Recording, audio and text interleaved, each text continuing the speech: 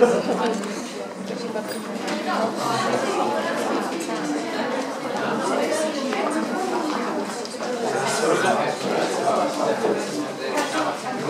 okay, can I just have your attention now, please? First of all, thanks for coming this afternoon. The whole purpose of this afternoon is really to highlight to you as students the importance of maths and English in your chosen careers. So that's in hairdressing, beauty therapy and catering. Obviously you do maths and English as part of your study programme, and often as tutors we get asked why. Why do we have to do English? Why do we have to do maths? And as much as we can often explain and do relate it to hairdressing, beauty therapy or catering, we've got an ideal opportunity here where some hairdressing, catering and health and safety have come to give their views and tell you directly how important maths and English are to you, so that when you go out to employment you've already spoken to employers that can tell you how important it is. Alright, so can I introduce to you, first of all we've got Lorna Whitney, she's from the Triton Inn. And next to Lorna we've got Rita Leonard, she's from Trained Hairdressing of Hornsey. And then we've got Julia Deaton from the Environmental Health, and Julia works across a range of occupational areas, so again a wealth of information there. So what I'd like you to do is, hopefully you've come armed with some questions that you've already prepared to ask the employers, so please do feel free to ask those in a moment. Before we do that, first of all I'd like to thank you again ladies for coming, we really do appreciate your support. And if I can just ask you just to briefly introduce yourselves, a little bit of background, and then we'll ask the students to ask questions. Okay? My name's Lorna Whitney, I'm 20 years old, and I started in the catering industry when I was about 15, 16, always working in kitchens. I've worked in a range of different places, all the way from takeaways all the way up to fine dining restaurants at 8 and 84. This year I recently worked in Spain, I worked there for 6 months. And then I came back to Hull, and now I work at the Triton Inn in Brough, and I'm really enjoying it there at the moment. I'm Rita Leonard, and I've been in hairdressing all my working life since I was 16 years old, and I love it. We have a salon in Hornsey at the moment. We've had 5 salons in the past, but we've reduced to one main one now because we've had families. And I've gone through the Guild of Hairdressers and all the examinations, and my daughter is now actually running the business and I go in just on a part-time basis. My daughter does help at the college, doesn't she? Yes. She does filming and hairdressing work for students. So there's a lot of, in our salon we've got a lot of qualifications.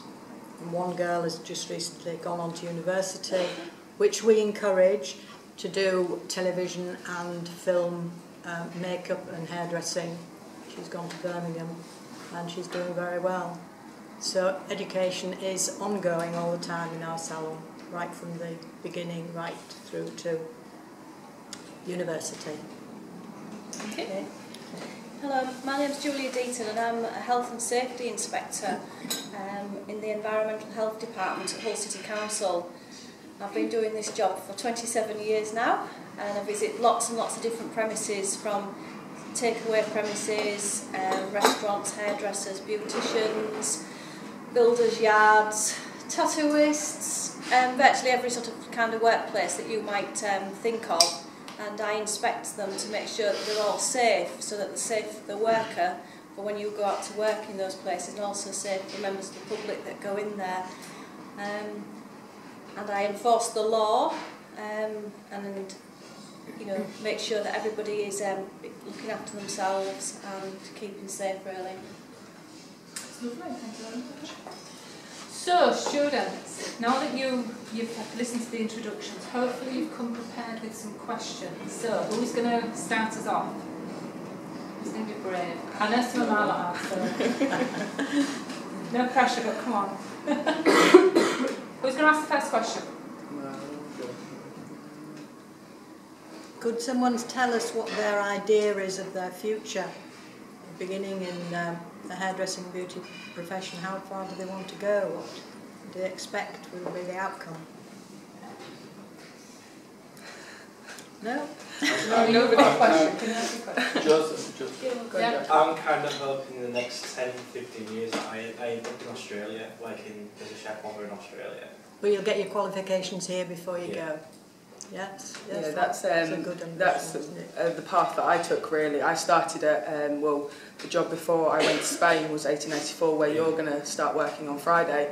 1884, really good place to work, really good place. It's hard work, really hard work, and especially from your maths and English as well. You have to make sure that your maths and English is really good, because if you get an order wrong, if you weigh something out wrong, if something's not right, you will face the consequences for it.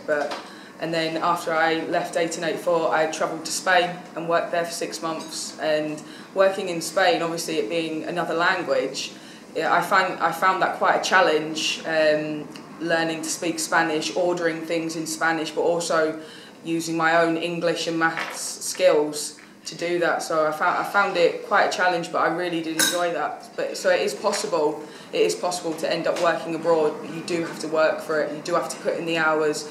You do really have to work hard.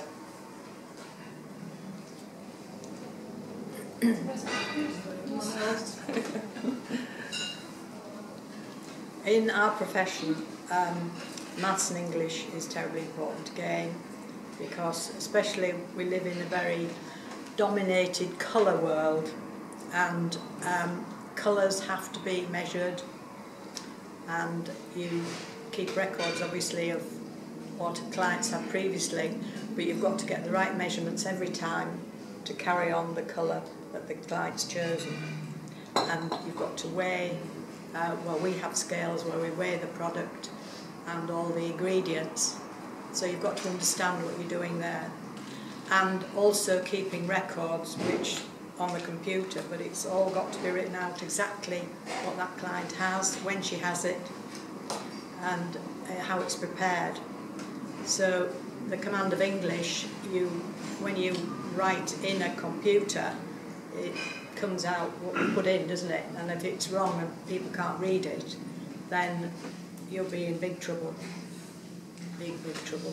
Can I ask a question? Because I know a lot of you in English are doing speaking and listening assessments. Yeah? And sometimes you think, what we've got to do these for. So if we can start with you first of all, they do speaking and listening assessments. So what they do is they have to be assessed on having a group discussion, and then they have to be assessed on having a one-to-one discussion. So why would that particularly be important, if we can start with hairdressing first? Well, that's very important, to be able to communicate with the clients and with other members of the team you work with. The command of a good English language is very important for the telephone work on reception. If you speak badly into a telephone, it comes out terrible at the other end. And often that is the first contact a client has with the business, over the telephone. And if you get somebody on that hasn't the command of the Queen's English, it's not good for the salon. And then you have to know how to communicate with clients, chatter, but you've got to be good at it. It's no good if somebody doesn't speak to clients. Well, it's bad anyway. So you've got to have some kind of banter with a client. But to speak good English is very important. Thank you. And Julia, could you? Yeah, as a health and safety inspector, if you're not able to pass information on or read information very well, you could be putting people's lives at risk. Because imagine if you've been given some instructions to say wear that piece of protective equipment so you don't get your hand chopped off or so you don't become deaf, and then you can't pass on that information to your colleague, or you can't read the instructions on how to wear it. You could really be putting your life in danger, not being able to read properly or pass on information to your colleagues or even a member of the public. Say there's a wet floor sign out, for instance, and you're not quite sure really what it means. Somebody comes along and slips on the wet floor, and because you weren't able to maybe have the confidence to say to somebody, mind the floor because it's wet, they could fall over and break the leg, break the hip, or have something much more serious. So it's really important to be able to communicate and read properly, so So, you know, learn all your English and your maths as well, because it could actually save somebody's life in the long run. Yeah, thank you. If not your own. Yeah. I'm just really going to follow on from what you said, really, especially working in a kitchen. It's a very high risk area to work in. You're working with knives, you're working with hot liquids, and if you spill anything on the floor, and if you don't say or shout out, be careful, there's something on the floor, or put a floor sign down, or do something about it, you possibly can kill somebody. And I really don't think that you want that for where you're working. But working in a kitchen as part of a team, even if it's just 2 of you, or even if you've got a brigade of like 6 people, you still need to have really, really good communication skills. You need to make sure if you're saying something and you want to address your whole kitchen team, you have to make sure you're saying it clear, loudly, you know what you're saying. Because at the end of the day, if you don't, you're possibly putting somebody's life at risk. So you need to be able to communicate with them, but not shouting at them, not in an aggressive manner, but you need to be able to make sure that you're heard and that they're understanding what you're saying to them as part of like a kitchen team. Well, within the salon team, we deal with a lot of chemicals and different strengths of chemicals. Now, if you got the wrong strength of chemical on very delicate hair, the hair could be ruined and could drop out. Everybody's hair is different, and a stylist, a qualified stylist, can understand what that hair needs. Now, if you were a junior and you hadn't got the command of English and maths, you could get the wrong strength if you were asked to mix chemicals together for a client. If you got the wrong mix, the wrong strength, you could be in court for a start-off. So it's terribly important. So you'd not only affect the client's hair, you could affect your own safety. Skin, yes. Because you might be mixing a product, you're mixing the wrong product, mixing it to the wrong strength, and if you've not put your gloves on, or the gloves you've got on are not really able to protect you from that strength of the chemical, you're going to give yourself probably a bad skin rash or skin disease or something like that. Within the hairdressing profession as well, the clients that come in, they judge.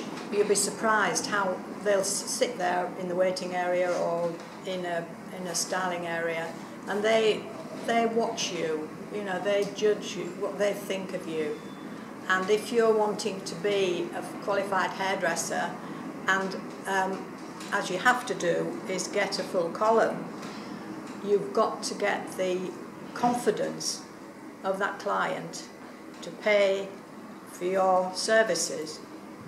So there's a lot of things that go together to create a good hairdresser or beautician, because the clients go to the people that they trust, and English and maths are a very, very important part of that.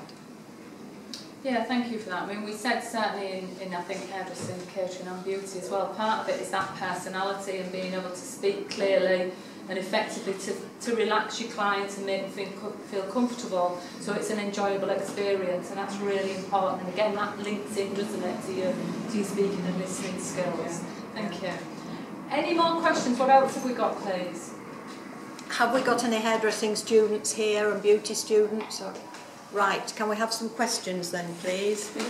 Because we need to make sure that you do get right to the top of your chosen profession. Is it important that spelling is right in hairdressing and the way you pronounce words? Exactly, exactly. The pronunciation of words is very, very important, and the grammar is very important. And the spellings? The spellings, yes. I mean, if you're putting something on record on the computer and the spelling isn't correct, anybody would have to guess at it. They could make a wrong assumption, wrong strength, or a wrong colour that they might be using, and that could be very detrimental. Or even just calling somebody the wrong name because you've spelled the name wrong. Yes. Yeah, it's very important to get the name of the client correctly spelt. Yes. Well done, thank you. Another question then, please? What's that question? Can I just ask, which area of English and Maths do you find that most of your staff struggle with? Area of multiplication. Yeah, I would agree with that. Yes, I would agree with that, yeah. in the maths. People I work with in English, it's colleagues rather than any employees, is grammar. Using the wrong words there and there. It's just a pet hate of mine. What was you? To and to. Using the word as instead of has or have. It's this is important because it just makes your text look a lot nicer if you're using the right words. And apostrophes. If you're writing something formal, it's not really the done thing to put haven't. You put have not if you're writing a formal letter or a report. If you're using it in speech, then of course you can put apostrophes in and miss letters out. But it's you've got to have your apostrophes in the right place. You will find that people pull you up on it now. Yeah, especially in catering when you're writing menus. Yeah. If you're in charge of writing the menu for that day and you've printed out, say, 50 copies of that menu and there's spelling mistakes on it, it's not going to look very professional to start off with, but also you've wasted that money, that time, that effort on not checking it and not being able to do it to the correct standard. So spelling, I think, is quite important, especially in catering. Could it affect people's promotion prospects? Oh, exactly. I think so, yeah. Exactly. I would definitely say so. Yes. Appearance is another thing. Yeah, especially if you're going to write for a job. You don't want to be sending your CV off or your letter saying, please can I apply for this job, full of spelling mistakes and all the wrong grammar and the wrong tenses, because you want to make a good impression. So it really is important to do your studies, especially your maths and your English. It's paramount. No matter what else you learn, if you haven't got maths and English, you're not going to be able to do anything else successfully. How many of you do you think you'll be applying for a job soon with a CV? And how many of you think you might be applying for a job with a CV soon in the next couple of years? How many of you think you might be going for an interview? I would hope you Come all on, I would think we all would be. Yes, goodness me. Thank you. Yeah, most of you will be, won't they? So we've got an ideal opportunity here to ask these ladies what they would look for in your English, particularly, in a CV and certainly in an interview. What sort of skills will they be looking for? Hopefully you will all be doing that soon. What sort of things particularly you look for in a CV? Or? I always look for first, maths and English, what the qualifications are on a CV. But I like to think that whoever comes for an interview have done a bit of homework about my company, to know a bit about it. I agree with that completely. If you're applying for a job and you don't know anything about that restaurant or that whatever catering salon or wherever, if you haven't done your homework about it, then it's, if you have another CV in front of you where they've got some information about your company or salon, I think it looks a lot better that they've done their homework and they know a little bit about that company before actually applying for the job. They've taken some interest. Yeah, they've taken their own time to actually research about it.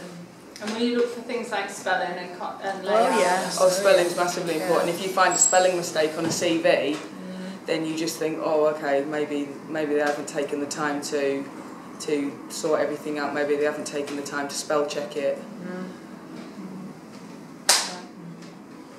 Come on, where are all those students that are going into hairdressing and beauty or catering?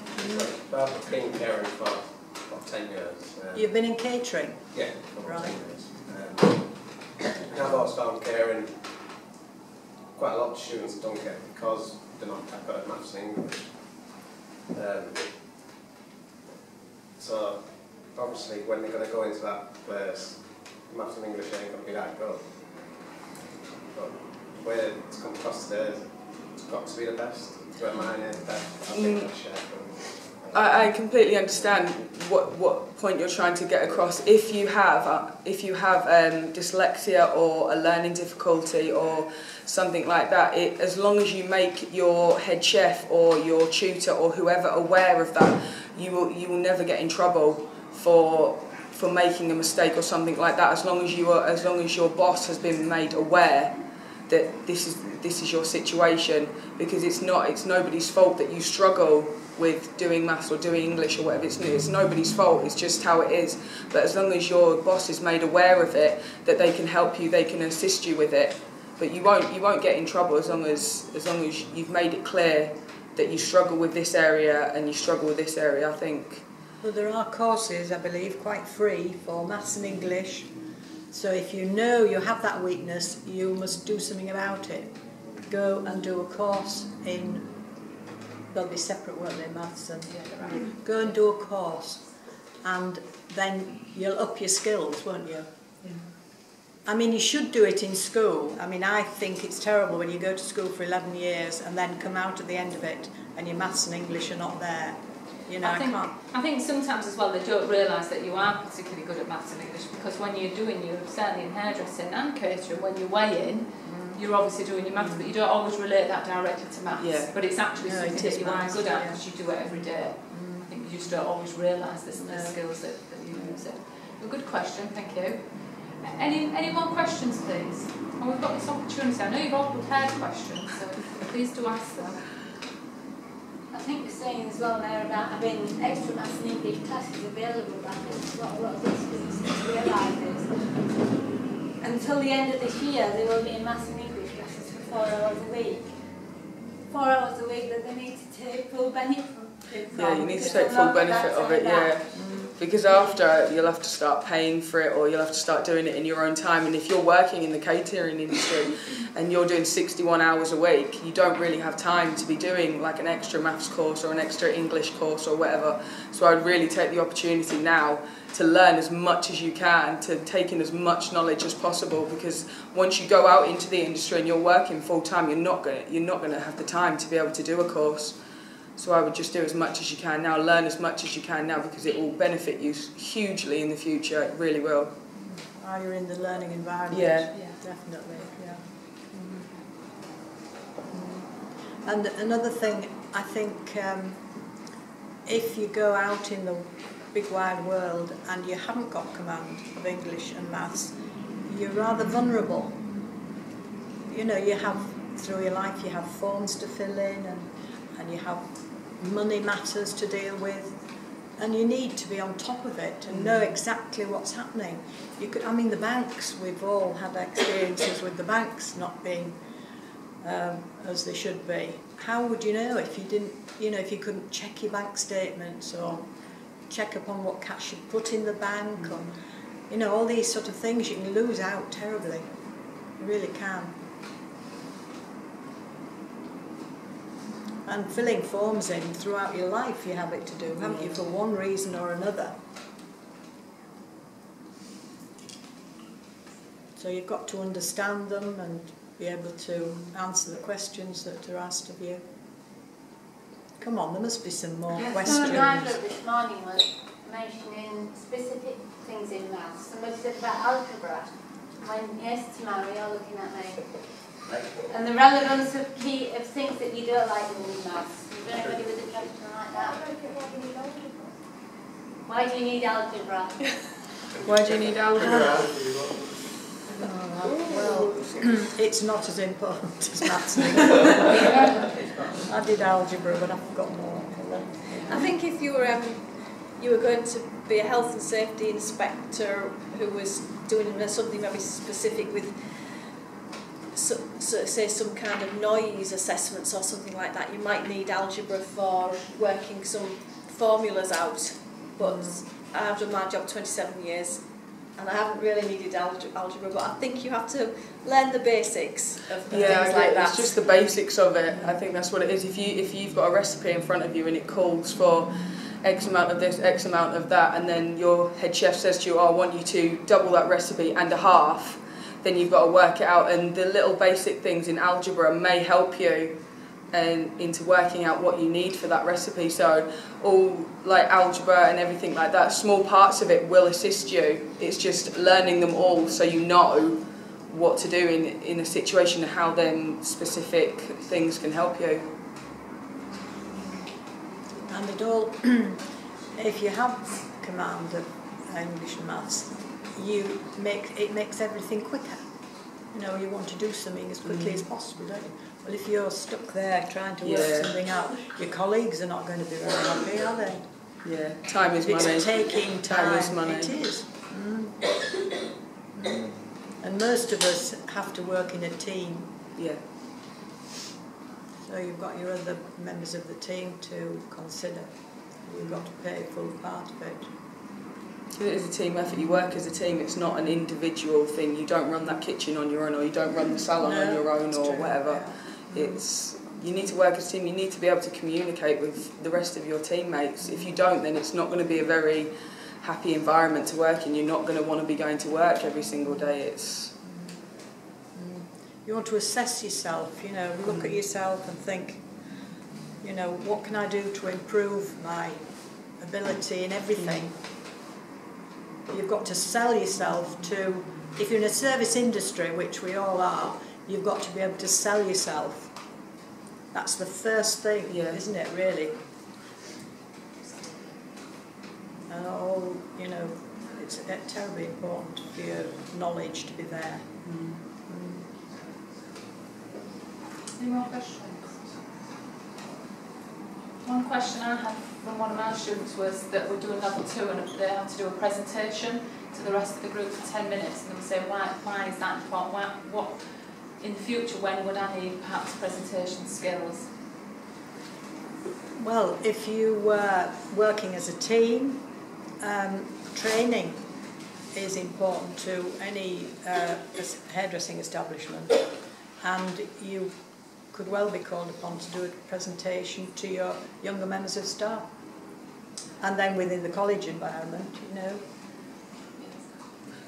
In catering, it's being able to speak. It's being able to speak to your kitchen team, being able to listen, being able to understand what's going on. It's speaking and listening is really, really important in catering. It really is, because if you miss something that's being said to you, or if you don't listen or whatever, you could mess up dramatically, and that could cause money. That could cause a loss of money. That could have loads of different things that go wrong just because you haven't listened properly, or because you couldn't be bothered to respond to them or whatever. And back to a service industry, the customer is paying your wage. So they are paramount. You've got to please the customer. Yeah, in my job, if a workplace rings me up and says, can you come and tell us about a new piece of legislation, I might have to go down to a company and talk to all their staff about it, or maybe just talk to one member of staff who's like the health and safety rep, and that might be one of you. So I would give you all the information, and then you would maybe have to go and pass that information on to your colleagues. And it could be quite important that everybody knows the finer detail of this new piece of legislation that's coming out, because again, it's for your own safety. And I know health and safety gets such bad press, but if you don't follow some instructions, it could have serious consequences. So it is important that you can pass on accurate information, and if you don't understand something, just ask for it to be repeated, or can you write it down in a simpler way, and people will help. But it's nice if you can pass the information on yourself straight away. And in our industry, there's always something new coming out, always a new product. So you have to learn about the new product. You've got to read all the info and make sure you understand it properly. And then if you have an environment where you are actually selling products, which most salons are now, you have to understand that product to be able to sell it to the client so that it's right for her particular needs. So you've got to know exactly what that product's going to do for that client and talk to her about it, why she should have one against another. But you've got to know all this to be able to discuss it with a client. Yeah, that's a really good point, thank you, because also in the new year, the students have got their exams, which is about reading as well as writing. The information. And so it's really important what you're saying is that they are able to read information accurately and understand it. And understand it. So that you can see hopefully how that links in then to your exam that you'll be taking, which is about reading and writing. Really important there. And I would think the same for catering, because you've got to be able to read your recipes. Yeah, you have, but there's no shame in not being able to understand, not being able to read something. There's no shame in asking for help. If you're struggling with something, your boss or your head chef would rather you said, can you please help me, I don't understand this, or can you read this to me? They'd much rather that you did that than just go ahead and do it the wrong way or whatever. There's no shame in asking for help. It's nothing to be embarrassed about. If you struggle, then just tell someone. No one's going to shout at you and say, oh, well, that's stupid, because it's not. If you need help, you need help. There's nothing, do you know what I mean? There's nothing to be embarrassed about. But there's some words that do take some understanding. Oh yeah, definitely, definitely. You know, in our industry, some words are new words. Yeah. You know, these companies that produce all our products, they bring new words out, and you have to learning something new every single day, whether it's a new word or a new product or whatever. You're learning stuff every single day. But as long as you've got a good base for it. Yes. Yeah. Just one query on just why the government is pushing maths and English. Can you just tell the students why there's a push for maths and English for you as employers, and why you think this is a big emphasis on maths and English now, and where as employers you feel you're being let down on maths and English from there? It's the basis of learning anything. It is. It's the building blocks. You've got to have those building blocks there to be able to learn right throughout your life. If they're not there, you can't understand anything else that you're trying to learn properly, can you? It's the building blocks. You've got to have them, the basis of the knowledge of maths and English. And then you can go on and learn, and it becomes more interesting. You know, it becomes more exciting. If you understand, you build on that right throughout your life. Just when someone comes for an interview, can you tell straight away if they've got good communication skills? Usually within the first 10 minutes, yes. A lot to do with body language as well, and the way that they portray themselves, really. If the person that you're interviewing comes in and just like sits down on the chair like this or whatever, but if they're sat properly like this and sat nicely, then you can tell that they're ready to learn, they're ready to show themselves in a professional manner and show that they're capable of doing the job that they've applied for. So if we had someone come for an interview and one person had loads and loads of A-levels and really high qualifications, but the other person was a really good communicator, good body language, enthusiastic, passionate about the trade, how would you... As long as they were basically good at maths and English, I would go... As long as the basics are there, I think. As long as you've got the basics, you can then build on that. But if you don't have the basics, then it's harder. It is harder to... We have had, actually, students from the college with top of everything they did, and yet their communication skills are not there, and they didn't last any longer than 6 months. It's all good and well if you've got the skills to do the job. If you're capable of working in catering or working in a salon or in health and safety, but if you haven't got the basic maths and English, then you're sort of, it's not really going to work, really. It's not, you need to have your maths and English, basically. It's really important, really, really important. Any more questions? Well, if you've got an exam next week, did you say, on the... They're doing their assessments now for speaking and listening. Yeah. Right. Yeah. They've got an exam after Christmas. Yeah. And that is basically on understanding information. Yeah, reading and writing after Christmas. Yeah. Well, I'd really work hard at that, so that you know what you're supposed to be learning, study it really, really hard. And then, once you've got that, things fit into place more easily. You know, you'll find life gets easier. Okay, so thank you very much. Any more questions? Any more questions? Come on, everybody's looking blank at me, at us. What have you learned from this You session? mustn't What do that in the information have you got? working environment. You've got to look alive and. What have you learned? What have you learned from today? What questions have been answered? Now we haven't wasted our time Come coming, on. have we? Has nothing gone home? What did you learn today? We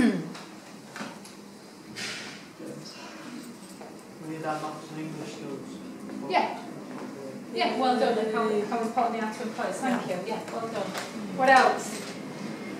What do we need in hairdressing? Come on, ladies.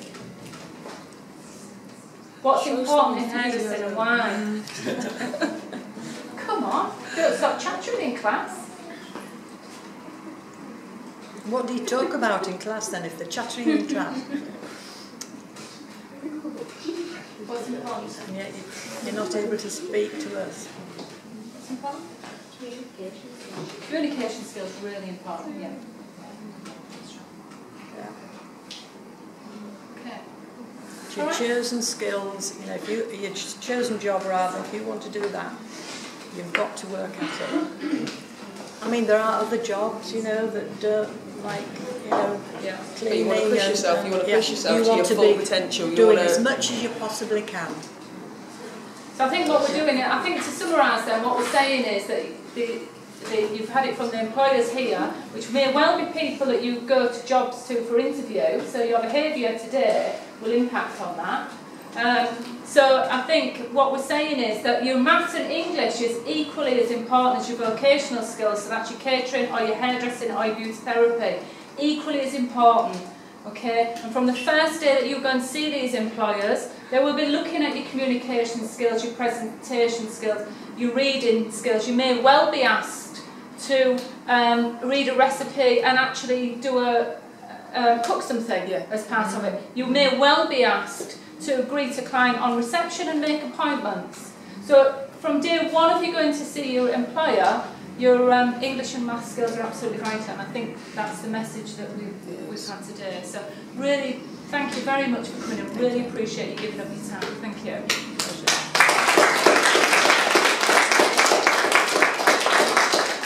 Okay, thank you very much. Margaret, back to class, please. Can you just keep the row here? Back row. Yeah, back, I need to get back. Thank you very much. You weren't very. Turn that thing off now.